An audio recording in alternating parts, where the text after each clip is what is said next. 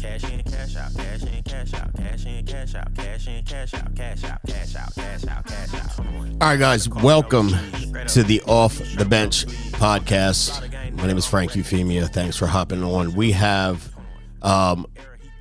before we get started, actually, please like, comment, subscribe to our page. Hit the notifications button so that you get notifications and share it to everybody you know. The point of this is to share information and to help agents grow. And in fact, the principles that we use here work in pretty much any industry in sales.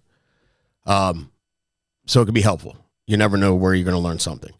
That being said, happy Wednesday. Monday kicked off the first night of the national business overview meetings, which I think is going to be fantastic for the company.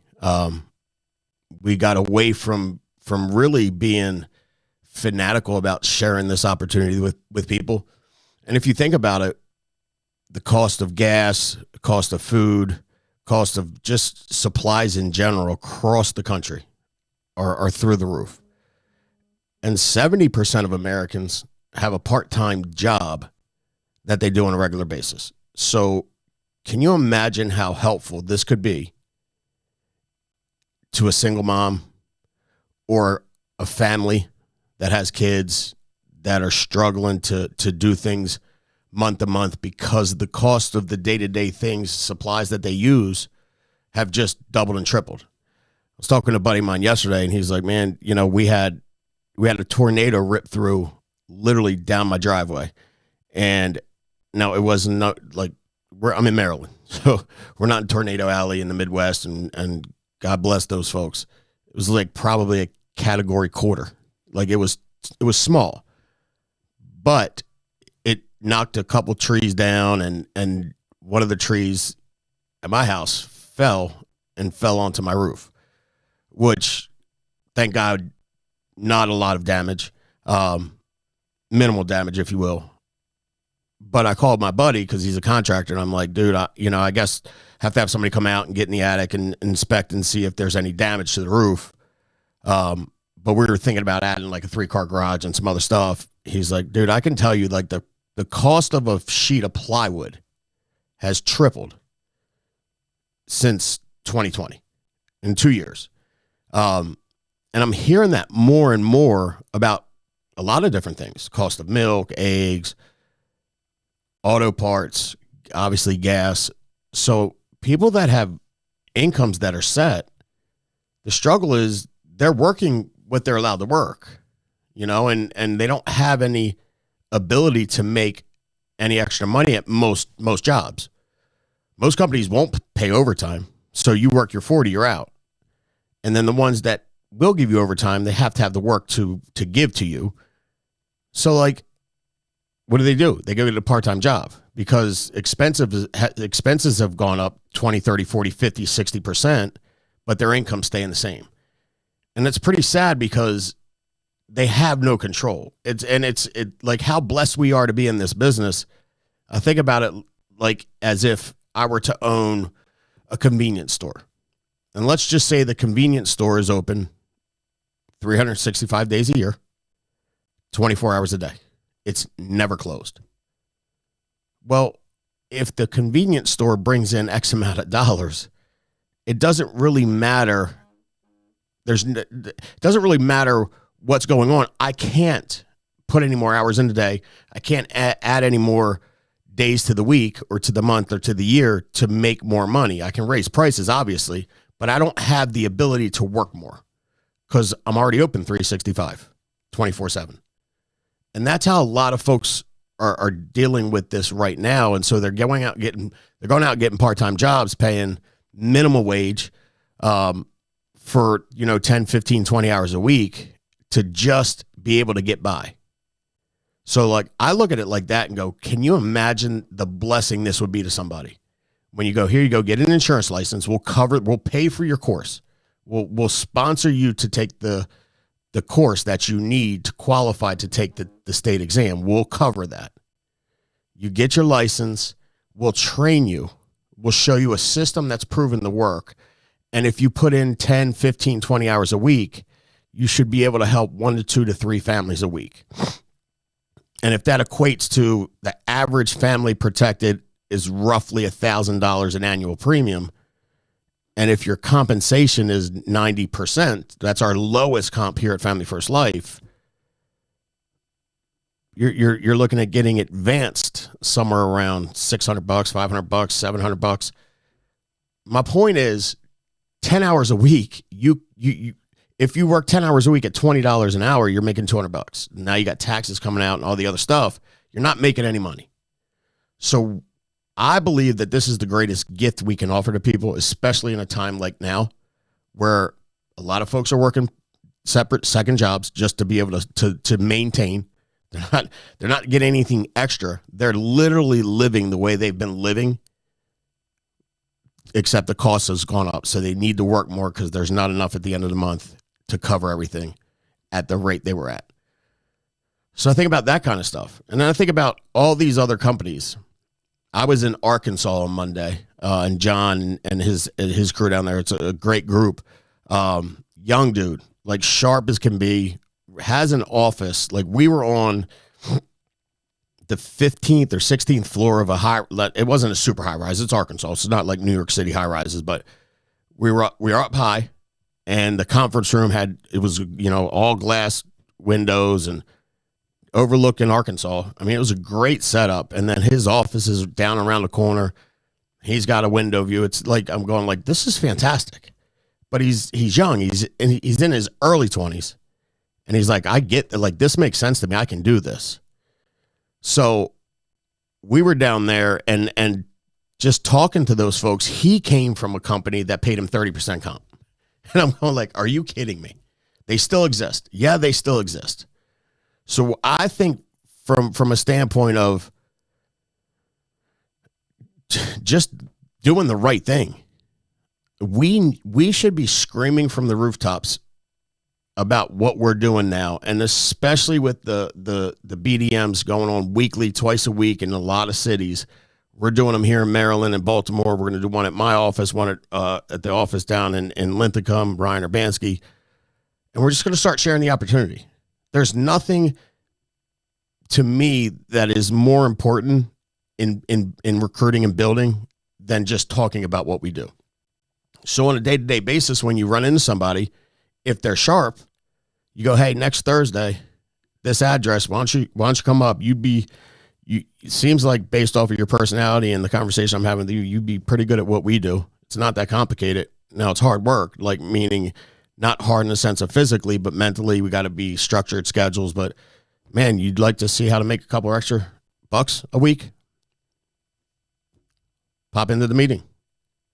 Like, that's how you do it. That's how we've done it for years. We got away from it because things got really good. So we were growing. Family First Life, December 12th, 2013, 12 million, 8 million lifetime, I think the first year. I can't remember exact numbers.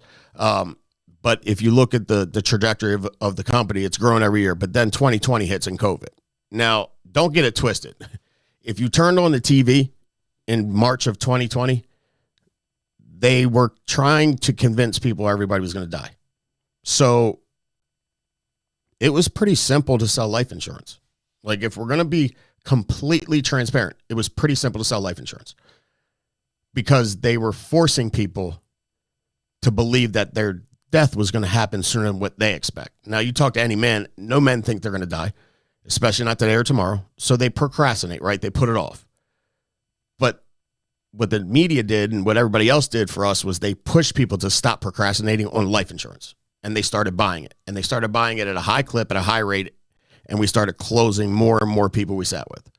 So we went through a spurt because we were deemed essential personnel, thank God, where we grew like weeds, like bamboo. We grew like it was on fire. And then now they've sort of, I don't want to say stop talking about COVID, but it's not the headline of every story of every day of all day. And, people are starting to feel more comfortable about what it is. And if they get it, most of us have had it. Some of it affects different than others, all that. But people are getting past the fact that they're scared to death. So now we're back to where we were 2018, 2019, right? Just selling insurance, helping the people that need our help, showing them the value, getting them to move. That's where the sales aspects of this business comes into play. In 2020, you can't, I think anybody could have sold life insurance, like legit. As long as you're willing to come in, pick up the phone, make some appointments, go out and see people, you were probably going to have a 50, 60, 70% closing ratio because of what was going on. And so that's great. But if you started this deal in the last couple of years, like let's say post-COVID, and it was simple for you, and now it's going like, this ain't so simple, I would disagree with you. It is the same. It's just you have to work a little bit hard. Like the person that has a 40-hour job, 40-hour week job that makes the amount of money they make, and now they're working an extra 15 or 20 to make the extra money to put in there so they can afford the essentials. It's no different than us going, all right, the economy's great. Everybody's spending money. We're all making Sales are easy. I need to sit with 12 people to close 6 or 8. To the economy's awful. People aren't spending money because they don't know what's going on. I need to sit with 24 people to close 6 or 8. It's the same difference. It's still as simple. It's all a numbers game. You just have to double or triple your activity. And that's where the rubber meets the road. And that's where we're going to figure out who really wants to do this and who's up for the challenge and who's not. And so we're sharing this opportunity with everybody. Like, I am so excited. We started doing the BDMs in our office before this went national, just because we needed to do something to get back to the basics. And then corporate, obviously decided to go, all right, we're going to do a big push. And so tomorrow we got, again, another, I don't know how many exact cities they're in, but I'd say probably anywhere from 40 to 60 cities across the country, at least. They're doing another round of BDMs tomorrow night. We're going to have one here in Maryland, and I know Mike's going to be in Kentucky or something. They're all over the place. My point is, why not get on the phone in between your appointments, or if you're done setting your appointments, get on the phone, start reaching out to people that could use to make some extra money, because that's where we're at today. And to me, so I can use my own numbers. If I were to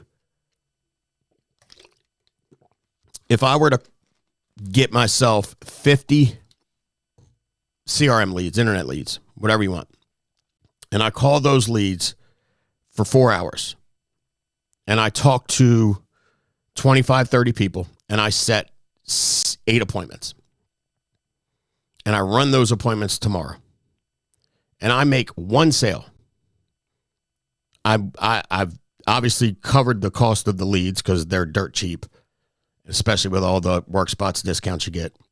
And then I've put more money in my account than I would make working a month-long full-time job, a part-time job. I did it in 2 days, really a day and a half. 4 hours to set the appointments, 10 hours to run the appointments, 14 hours. So, like, to me, it's such a no-brainer. I just feel like I was uncomfortable to share this opportunity in the beginning because I didn't want to come across as one of those guys, right, that always has something, or an MLM person that, come join this rah-rah fest and let's sell you on how great we are and what your life could be. I'm just going like, why don't we just break it down and go, hey, look, this could probably really help you and your family out right now. I mean, it's that simple. It's kind of like when you're in the home. This policy is going to protect you and your family. Is there what is there to question about that? How much can you afford it? How much value did I put on that policy that I'm showing you? When value exceeds price, people buy. That's exactly what we're doing for folks when we're recruiting them and showing them this opportunity. The value of what we offer here at Family First Life definitely exceeds everything. Any competition or supposed competition, any part-time deal, most part-time deals. I mean, most full-time deals we're better than. So, like, let's get folks in the doors. Let's show them the opportunity. Let's get them serving families, and then let's lead from the front. Guys, the time is now. These BDMs are going to blow up, and what's going to happen is there are going to be a bunch of people that hop on that train and start doing it and start promoting them and have people at events or have people at the meetings day in and day out or week in and week out. And those are the groups that are going to grow like crazy. And then there are going to be other folks that sit back and go, I'm not doing that. That doesn't, that's dumb or stupid. I don't want to. And you're going to get left behind. I can just tell you, we did this back in the beginning. And again, because it got so easy, we stopped. And that's our fault. We took our foot off the gas because things were growing without having to do that. And that's typically what happens in a system or something along those lines is when you stop doing something that got you where you're at, the result's going to change at some point. And then you have to go back and fix what adjusted. And that simple thing is sharing the opportunity with more people, being passionate about it, and really just grinding and leading from the front. So, guys, if y'all have any questions, please reach out to me. We are super excited. I'll be again in Baltimore here at the office. We're doing it at the office in Bel Air tomorrow, 6 p.m., business development meeting. There is, if you go online, I think it's fflevents.com, or we'll we'll try and get the website up so that you can just click on it. But there's meetings all over the place. If you know anybody in those areas, send them. What do you have to lose? What is the worst they're going to say? No, I'm not interested. Okay. I mean, you get told that all day long on the phone. And you get told that when you're in front of people in the homes. I'm not interested. Okay. That's the worst that can happen. But what if the next person what if the person that you were going to call is the next Andrew Taylor or the next Ryan Urbanski or the next Matt Smith, John Wetmore? Like, what if? You never know until you know. So, guys, please, please, please, please, please get on board with us. We're going to roll with it. I think it's going to be a huge game changer coming into the end of 2022, coming into 2023. We're going to go in with some massive momentum, and we're going to start